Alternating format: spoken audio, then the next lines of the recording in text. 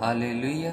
स्वागत है आप सबका मेरी भविष्यवाणियों की पुस्तक में। आइए हम आज के पवित्र वचन को पढ़ेंगे जो कि परमेश्वर के दास प्रेरित अंकुर यूसुफ नरूला जी द्वारा लिखा गया है। परमेश्वर का स्थान, जैसे कि लूका अध्याय 10 उसकी 30 आयत में लिखा, एक मनुष्य यरूशलेम से यरीहो को जा रहा था कि डाकुओं ने घेर कर उसके कपड़े उतार लिए और मार पीट कर उसे अधमरा छोड़कर चले गए। मेरे प्रियो, यरूशलेम का मतलब है ऊंचा स्थान, आशीष और शांति का स्थान, और यरीहो का मतलब है एक ऐसा स्थान जो सिर्फ आपके दिमाग में बना हुआ है और जो सच नहीं है। जब भी एक व्यक्ति परमेश्वर का स्थान छोड़कर उस स्थान की ओर जाने की कोशिश करेगा जो उसके दिमाग में है और जो शैतान ने उसके दिमाग में पैदा किया है, तो हमेशा उस पर अटैक होगा।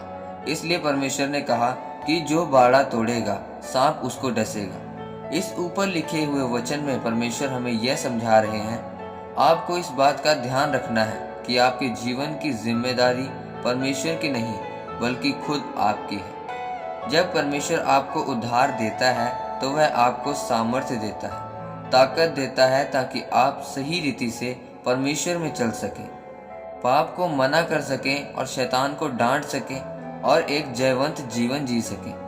आपको उस ताकत का इस्तेमाल करना है।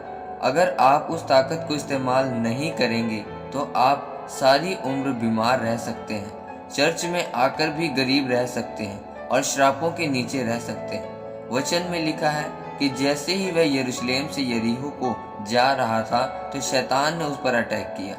आपको याद रखना है कि अगर आज आपकी प्रार्थना 2 घंटे है तो 2 महीने बाद वह 2.5 घंटे होनी चाहिए।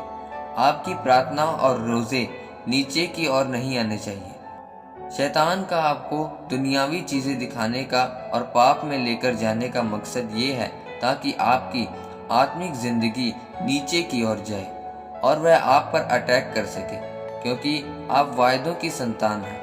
आप साधारण लोग नहीं हैं। परमेश्वर ने आपके साथ वायदे किए हैं। आपको सिर बनाने का वायदा, आशीषित, ऊंचा, चंगा करने का वायदा किया है।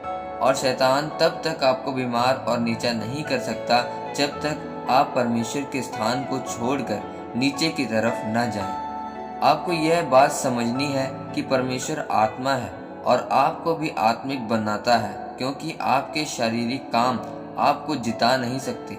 इसलिए अगर आप आत्मा के अनुसार चलेंगे तो परमेश्वर के पुत्र कहलाएंगे, और अगर शरीर के अनुसार चलेंगे तो मरेंगे। जब भी आप अपनी आत्मिक जिंदगी के साथ समझौता करने की कोशिश करेंगे तो शैतान आप पर अटैक करेगा, और यह उसकी महान योजना है ताकि वह आप पर अटैक करके आपके आसपास के लोगों को यह बता सके कि उसके ऊपर परमेश्वर का हाथ नहीं है, ताकि आपको देखकर लोग परमेश्वर पर विश्वास ना करें। इसलिए आपको अपने जीवन में परमेश्वर के स्थान में रहते हुए एक सामर्थी जन बनना है, ताकि शैतान कभी भी आप पर अटैक न कर सके और आपके जीवन में परमेश्वर के नाम को महिमा मिले। क्योंकि बाइबल में लिखा है कि जो परम प्रधान के छाए हुए स्थान में बैठा रहे वही सर्वशक्तिमान की छाया में ठिकाना पाएगा। आमीन।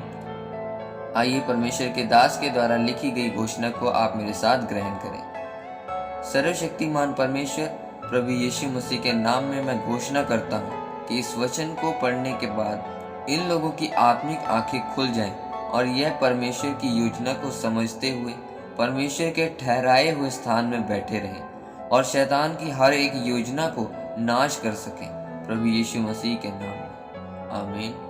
परमेश्वर आप सबको इस वचन के द्वारा, इस प्रार्थना के द्वारा आशीष दे। आमीन।